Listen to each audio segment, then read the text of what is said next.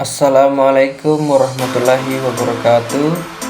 Perkenalkan, nama saya Bilal Ibnu Sabil dengan NIM 2024010104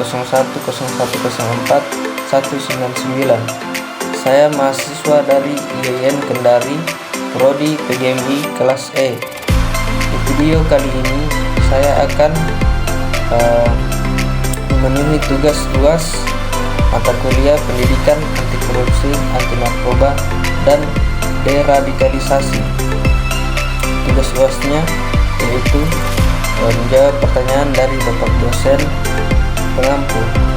Pertanyaannya, sebagian ayat Al-Quran dan hadis kerap disalahpahami sebagai pembenaran atas tindakan kekerasan atau intoleransi, padahal konteks turunnya ayat atau sabda Nabi seringkali menunjukkan maksud yang berbeda. Menurut saya, bagaimana seharusnya metode tafsir digunakan agar pemahaman terhadap ayat atau hadis tidak bersifat tekstual ekstrim?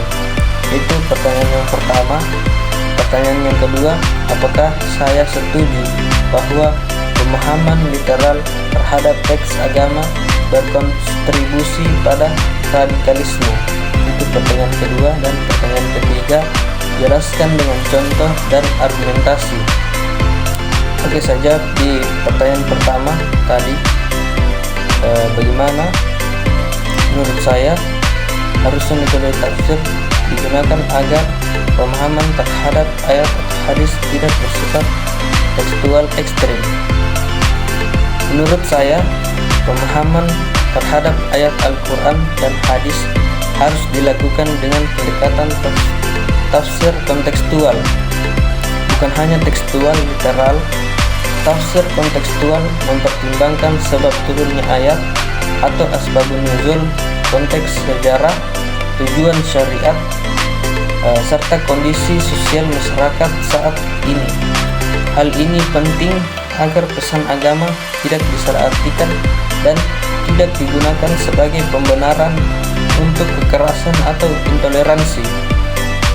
Terus tadi pertanyaan yang kedua, apakah saya setuju bahwa pemahaman literal terhadap teks agama berkontribusi pada radikalisme? Jawaban saya setuju bahwa pemahaman literal tanpa mempertimbangkan konteks bisa berkontribusi pada radikalisme. Misalnya ayat tentang perang dalam Islam seperti Quran Surah At-Taubah sering dikutip secara sepotong untuk membenarkan kekerasan, padahal jika dikaji secara kontekstual, ayat tersebut turun dalam kondisi perang tertentu dan bukan perintah umum memerangi semua non-muslim. Contoh lainnya adalah hadis Nabi tentang perintah memerangi orang yang menyimpang, yang sebenarnya berkaitan dengan upaya menjaga stabilitas masyarakat pada awal Islam, namun bisa disalahpahami jika dibaca secara harfiah dan diterapkan secara sembarangan saat ini. Terus pertanyaan yang ketiga tadi, jelaskan dengan contoh dan argumentasi. Contohnya itu ada di Quran Surah At-Taubah yang saya sebutkan tadi, ayat kelima.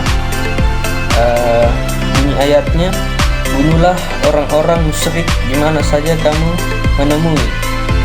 Contoh yang kedua, hadis, aku diperintahkan memerangi manusia sampai mereka mengucapkan syahadat.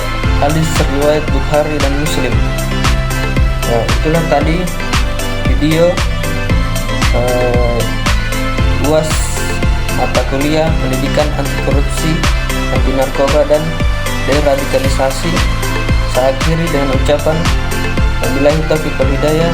Wassalamualaikum warahmatullahi wabarakatuh.